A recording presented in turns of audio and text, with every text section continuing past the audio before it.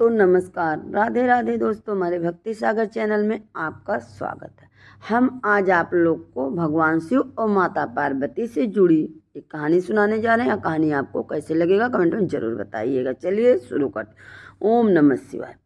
भक्तजनों, आज का प्रसंग है माता पार्वती ने शिव जी से पूछे 3 प्रश्न। संसार में सबसे मजबूत लाठी किसकी है? और दूसरा प्रश्न, दूसरा सज्जन भक्ति व्यक्ति दूसरों के दांत क्यों खाता है? और तीसरा, हमारे ही अपने हमें दुख क्यों देते हैं? ये तीनों प्रश्न माता पार्वती ने भगवान शिव से पूछा। तो भगवान शिव बोले, प्रिया भक्ति मानो शिव जी के क्या उत्तर दिया। माता पार्वती ने इन प्रश्नों का चलिए जानते हैं। आज की यह कथा शिव जी ने माता पार्वती को लोक कल्याण के लिए सुनाया था, जिसे सुनकर उनके अनुरूप व्यक्ति आचरण करेगा तो वह निश्चित ही अपने दुखों से उभर जाएगा। इस कथा को सुनने वाले तथा हुंकार भरने वाले का जीवन आनंद और खुशी से भर जाएगा। सारे दुख विपत्ति दूर हो जाएंगे। तो शुरू करते हैं इस पवित्र कथा को। एक समय की बात है, एक बार माता पार्वती की परम भक्ति उनकी तपस्या कर रही थी, जो कि माता पार्वती की बहुत बड़ी भक्त थी। माता पार्वती उससे खुश होकर उसके पास पृथ्वीलोक पर आई हैं और संसार की दशा देखकर उसका दुखी देखकर वापस कैलाश पर जाकर भोलेनाथ से कहती हैं, हे प्रभु, मेरी मन में बहुत ही चिंताएं हैं। मेरे मन में बहुत सारे प्रश्न हैं जो कि मैं आपसे पूछना चाहती हूँ और उसका समाधान जानना चाहती हूँ। महादेव ने माता पार्वती से कहा, हे पार्वती, तब तो समस्त सृष्टि की जननी हो। आप तो समस्त सृष्टि की जननी हो। आप इस सृष्टि की माता हो। आपसे भला कोई बात कैसे छिप सकती है? भगवान भोलेनाथ के मुख से यह बात सुनने के बाद माता पार्वती ने कहा, हे प्रभु, आज मैं पृथ्वीलोक पर गई थी।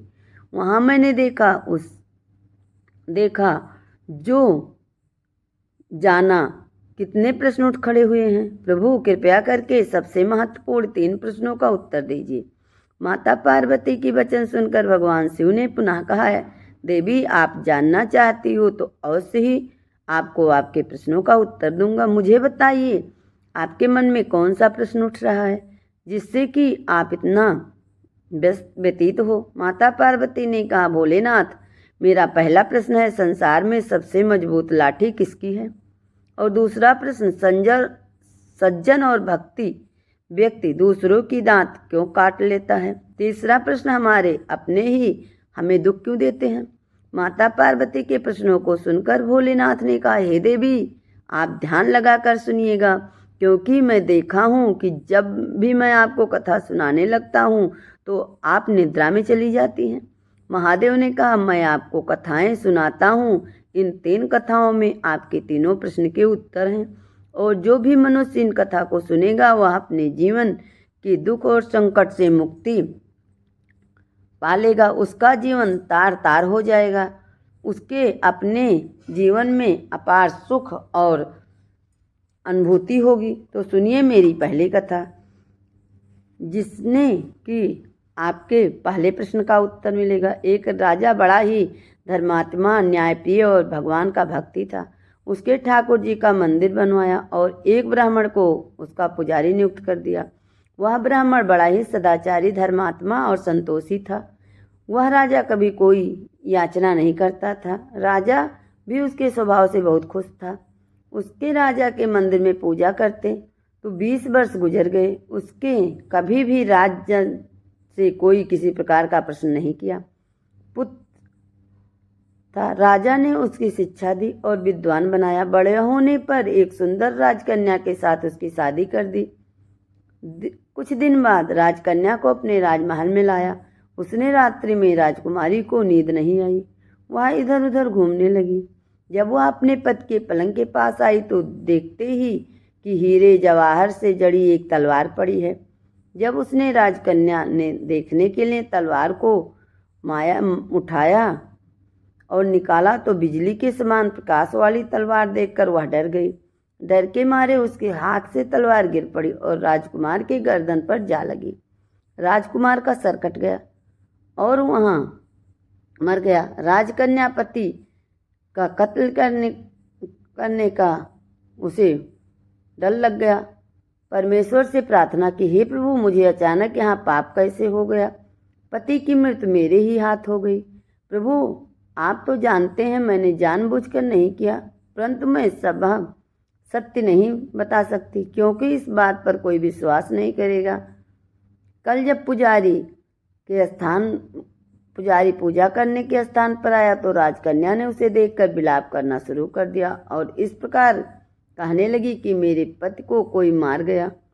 लोग इकट्ठा हो गए और राजा साहब वहां आकर पूछने लगे, किसने मारा है मेरे पुत्र को? राजकुमारी ने कहा, मैं नहीं जानती वह कौन था, परंतु उसने ठाकुर जी के मंदिर में जाते देखा था। राजा समेत जब लोग ठाकुर जी के मंदिर में गए तो ब्राह्मण को पूजा करते देखा। उन्होंने उसको पकड़ लिया और पूछा, तूने राजकुमार को क्यों मारा? ब्राह्मण ने कहा, मैंने राजकुमार को नहीं मारा, मैंने तो उसका राजमहल में भी नहीं देखा, मुझे तो कच्छ का भी नहीं पता है, इसमें ईश्वर साक्षी हैं। बिना देखे किसी पर अपराध का दोष लगाना ठीक नहीं है। इसके बाद ब्राह्मण कितना भी किसी से कुछ कहता, किसी ने उसकी एक बात नहीं सुनी। कोई कुछ कहता, कोई कुछ कहता था, किंतु राजा के दिल में बार बार विचार आता था कि यह ब्राह्मण निर्दोष है। परंतु सभी के कहने पर राजा ने ब्राह्मण से कहा, तुमने ही मेरे पुत्र को तलवार से मारा है, तेरा वह हाथ काटने का आदेश देता है। ऐसा कहकर राजा ने उसका हाथ कटवा दिया। इस पर ब्राह्मण बहुत दुखी हुआ और राजा को अधर्मी राजा कहकर उसे देश को छोड़कर चला गया और वह खोज करने लगा कि कोई विद्वान ज्योतिषी मिले जो बिना किसी अपराध के हाथ काटने का कारण उससे पूछूं।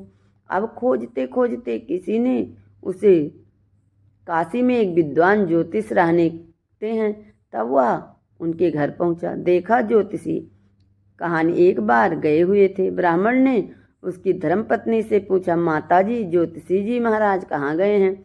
तब उस स्त्री ने अपने मुख से न जाने कितने आशब्द और दुर्वचन अपने पति के बड़े ऊपर डाले, जिसे सुनकर ब्राह्मण हैरान हुआ और मन ही मन कहने लगा, मैं तो अपना हाथ काटने का कारण पूछने आया था, परंतु अब इसका ही हाल पहले पूछूंगा।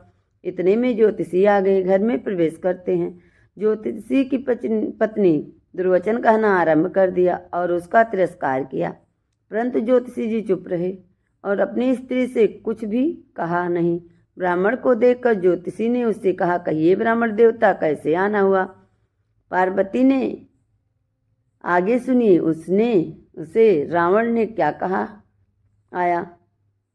ब्राह्मण ने क्या कहा था अपने बड़े में बारे में पूछने के लिए, परंतु आप अपना हाल बताइए कि आपकी पत्नी अपनी जुबान से आपका इतना तिरस्कार क्यों करती है, जो किसी से भी सहन नहीं हो जाता, आप सह लेते हैं, इसका कारण क्या है? ज्योतिषी जी ने कहा, यह मेरी स्त्री नहीं है, मेरा कर्म है। दुनिया में जिसको भी देखते हो, अर्थात भाई, पुत्र, शिष्य, गुरु, पिता, संबंधी जो भी है, सब अपना क्रम ही तो है। यह स्त्री नहीं, मेरा क्रम है और यह बिना काटे नहीं कटेगा। आपका क्या हुआ, अवश्य भोगना पड़ेगा और मैं कभी अपनी स्त्री को ताड़ना भी नहीं करता, ताकि आगे इस गम का फल ना भोगना पड़े। तब ब्राह्मण ने कहा, महाराज, आपने क्या किया, कर्म किया है, सुनाइए। ब्राह्मण के वचनों को सुनकर ज्योतिषी ने कहना शुरू किया कि पूर्व जीवन में मैं गोवा था और यह जो मेरी पत्नी है वह गधी थी। उसकी पीठ पर एक गांठ था, वह उसे गांठ की पीड़ा से वह बहुत दुखी थी और कमजोर भी थी। मेरा स्वभाव बड़ा ही दुष्ट था, इसीलिए मैं उस गांठ को कोंच कर इसे ज़्यादा दुखी करता था। जब दर्द के कारण यह तड़पती थी, इसकी हरकत देखकर मैं खुश होता था। मैं डर के कारण यह बाहर नहीं निकलती थी, किंतु मैं उसे ढूंढता फिरता था। जब जहाँ मिले वहीं उसे दुख देता था। आखिर मेरे द्वारा बहुत सताए जाने पर दुखी होकर वह गांव में 10-12 मील दूर जंगल में चली गई। वहाँ गंगा जी के किनारे हरी हरी घास खाकर और मेरी चोट से बचकर सुखपूर्वक रहने लगी। लेकिन मैं उसके बिना नहीं रह सकता। उसको ढूंढते ढूंढते मैं वहाँ जा पहुँचा। वहाँ उसे देखते ही मैंने उसकी पीठ पर जोर से कोंचा तो मेरी कोंची हुई हड्डी लकड़ी से घुस गई। इस पर उसने अनेक प्रयास किया, फिर भी नहीं छूटी। मैंने कोंचा निकालना पर बड़ा किया मगर किस नहीं निकली। उसने सोचा कि यह दुष्ट मेरे ऐसे मुझे छोड़ेगा नहीं, मैं पानी में जाती हूँ। ऐसा कहकर गधी गंगा जी में प्रवेश कर गई, परंतु वहाँ भी मैं अपनी सोच नहीं निकाल पाया। आखिर में वह बड़े प्रवाह में प्रवेश कर गई। गंगा का प्रवाह तेज होने के कारण हम दोनों बह गए। तब माँ गंगा जी के प्रभाव से यह तो ब्राह्मणी बनी और मैं बड़ा भारी ज्योतिषी बना। अब वही मेरी स्त्री है जो मेरे मरते समय तक अपने मुख से गाली निकालकर मुझे दुख देती रही और मैं भी अपने कर्मों का फल समझकर सहन करता रहूँगा। मैं इसका दोष नहीं मानूंगा, क्योंकि किए हुए कर्मों का फल है, इसीलिए मैं शांत रहता हूँ। अब आप प्रश्न पूछो। ब्राह्मण ने अपना सब समाचार सुनाया और पूछा, अधर्मी पापी राजा ने मुझ में निर्दोष का हाथ क्यों काटा? तब ज्योतिषी ने कहा, ब्राह्मण सुनो, राजा ने आपका हाथ नहीं कटवाया, आपके कर्मों ने आपका हाथ कटवाया। अब सुनो, पूर्व जन्म में आप एक तपस्वी और वह राजकुमारी जिसके हाथों से राजकुमार मारा था, वह भी गौ अर्थात में माता थी। वह राजकुमार कसाई था। जब कसाई गौ को काटने लगता है, बेचारी जान बचाकर अपने सामने से जंगल में भाग गई। पीछे से कसाई आया और आपसे पूछा कि इधर कोई गौ है? आपने प्रण लेकर रखा था कि झूठ नहीं बोलूँगा। आपने बता दिया इधर गई है। इस तरह आपने हाथ से इशारा किया था। उसे कसाई ने जाकर गौ को मार डाला। गंगा के किनारे वह उसकी चंडी हड्डी निकाल रहा था। इतने में मैं जंगल में शेर आया और कसाई दोनों को खा गया और उसकी हड्डियां गंगा में बह गई। गंगा जी के प्रताप से कसाई को राजकुमार और राजकन्या का जन्म मिला और क्रम से उसी रात्रि के लिए उन दोनों को इकट्ठा किया। क्योंकि कसाई तलवार से मारा था, इसी कारण राजकन्या के हाथों से अपने आप ही तलवार गिरने से राजकुमार का सर कट गया और वह मर गया। इस तरह आप अपना फल देकर क्रम निवृत्त हो गया। तुमने जो हाथ का इशारा किया था उसी क्रम से तुम्हारा हाथ कटवा दिया। इससे तुम्हारे ही दोष हैं, किसी का दोष नहीं है। पार्वती, आपने सुना मैंने क्या कहा? इंसान अपने किए गए द्वारा की गलतियां भोगता है। ज्योतिषी अपने पत्नी से गाली खाता था क्योंकि उसने पाप जो किया था। दूसरा प्रश्न है, संसार में सबसे मजबूत लाठी किसकी है?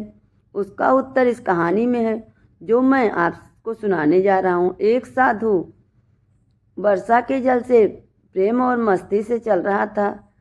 इस दौरान उसने एक मिठाई की दुकान को देखा जहाँ एक कढ़ाई में गरम गरम दूध उबल रहा था, दूसरी कढ़ाई में गरम गरम जलेबी तैयार हो रही थी। साधु कुछ रातों के लिए रुका गया, शायद भूख का एहसास हो गया था, मौसम का असर था।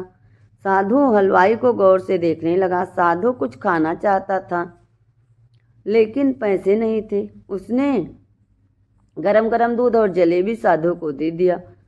उसे साधु ने गरम गरम जलेबी को दूध के साथ खाया और फिर हाथों को ऊपर उठाकर हलवाई के लिए प्रार्थना की और आगे चलकर साधु बाबा का पेट भर चुका था। दुनिया के दुखों से बेपरवाह एक नए जोश से बारिश के गंदे पानी में एक चील उड़ता जा रहा था। इस बात से अनजान था कि एक युवा नवविवाहित जोड़ा भी वर्षा के जल में बैठा है, उसके पीछे चलते रहे। एक बार साधु ने बारिश के गंदे पानी में जोर से लात मारी। बारिश का पानी उछला और पीछे आने वाली युवती के कपड़े भीग गए। उसे औरत के कीमती कपड़े से लथपथ हो गए। साधु हक्का बक्का सा रह गया और औरत का पति जो युवा रहता था उसने साधु को पकड़ लिया। उसे महिला ने आगे बढ़कर अपने पति के हाथों से साधु को छुड़ाया। कहा, लेकिन युवा की आंखों से निकलते नफरत की चिंगारी देखकर वह पीछे खिसकने पर मजबूर हो गई। यह सब देख रहे थे लेकिन युवा के गुस्से को देखकर किसी में इतनी हिम्मत नहीं थी कि उसे रोक पाते और अधिकतर जवानी के नशे में चार युवक ने एक जोरदार थप्पड़ साधु के चेहरे पर जड़ दिया, जिससे साधु लड़खड़ाता हुआ नीचे गिर गया। साधु को नीचे गिरा हुआ देखकर वह युवा मुस्कुराकर वहाँ से चल दिया। वह युवा जोड़ा अपनी मस्ती में अपनी मंजिल की ओर चले गए। थोड़ी ही दूर चलने के बाद अपने घर पहुंच गए। युवा अपनी पत्नी से हंसी मजाक करते हुए ऊपर घर की ओर सीढ़ियों पर चढ़ रहा था। बारिश के कारण सीढ़ियों पर फिसलन हो गई थी। अचानक युवक का पैर फिसल गया और सीढ़ियों से नीचे गिरने लगा। महिला ने जोर से चिल्लाना शुरू कर दिया। आसपास के लोग आए और उसे तुरंत अस्पताल ले गए। युवक का सिर्फ पेट फट गया था। उसके साथ लोगों ने साधु को भी वही देखा था। गिरने से लगी चोट पर मालिश करने आया था तो लोग आपस में कानाफूसी करने लगे। निश्चित साधु ने थप्पड़ मारकर युवक को श्राप दिया है, तभी उसे चोट लगी है। दूसरे युवाओं ने कहा। बात सुनकर साधु को घर लाया। एक युवक कहने लगा कि आप कैसे भक्ति हैं भगवान के, जो केवल एक थप्पड़ के कारण युवक को श्राप दे बैठे। साधु ने कहा, भगवान की कसम, मैंने इस युवक को श्राप नहीं दिया। पार्वती, आगे सुनो। उस साधु की कथा को सुनकर बाकी लोग ने कहा, अगर आपने श्राप नहीं दिया तो ये नौजवान युवा सीढ़ियों से कैसे गिरा? इतनी गंभीर चोट आ गई। तब साधु ने सभी लोगों से एक अनोखा सवाल किया कि आप में से कोई इस सब घटनाओं के साथ मौजूद था? एक युवा आगे बढ़कर कहा, मैं इस घटना के समय वहां मौजूद था। साधु ने अगला सवाल किया, मैं कदमों से कीचड़ उछाला था, उसने उसे युवा के कपड़े खराब हुए थे? आदमी बोला, नहीं, लेकिन महिला के कपड़े जरूर खराब हुए थे। आगे साधु ने पूछा, युवा ने मुझे थप्पड़ क्यों मारा? वहाँ मौजूद सभी लोग कहने लगे, क्योंकि वह युवा इस महिला का प्रेमी था और वह बर्दाश्त नहीं कर सका कि कोई उसकी प्रेमिका के कपड़े गंदा करे, इसीलिए युवा ने उसे मारा। सभी की बात सुनकर साधु ने बुलंद आवाज में कहा, मैंने किसी को कभी श्राप नहीं दिया, लेकिन कोई है जो मुझे प्रेम करता है। अगर वह सहन नहीं कर सका तो मेरे प्रभु हैं, उनको कैसे बर्दाश्त होगा कि कोई मुझे मारे? मेरा यार इतना शक्तिशाली है कि दुनिया का बड़ा से बड़ा राजा भी उसकी लाठी से नहीं बच सकता, लेकिन बहुत दर्द देती है। किसी को भी चोट पहुंचाना, खुद चोट खाने की तैयारी करना है। मनुष्य को सभी गलत कर्मों से डरना चाहिए, क्योंकि ईश्वर की लाठी में आवाज़ नहीं होती है। सबसे मजबूत लाठी ईश्वर की होती है। उसे ना कोई तोड़ सकता है और ना ही अपने ऊपर पड़ने से रोक सकता है। आपके दूसरे प्रश्न का उत्तर आपको मिल गया। आपका दूसरा प्रश्न, ईश्वर की लाठी सबसे श्रेष्ठ और सबसे मजबूत है। हे पार्वती, आपको उत्तर मिल गया होगा। यहाँ हमारे अपने ही हमें दुख देते हैं। जो भी व्यक्ति साथ घटित होता है उसी क्रम के अनुरूप ही होता है। भगवान शिव की बात सुनकर माता पार्वती अति संतुष्ट हुई।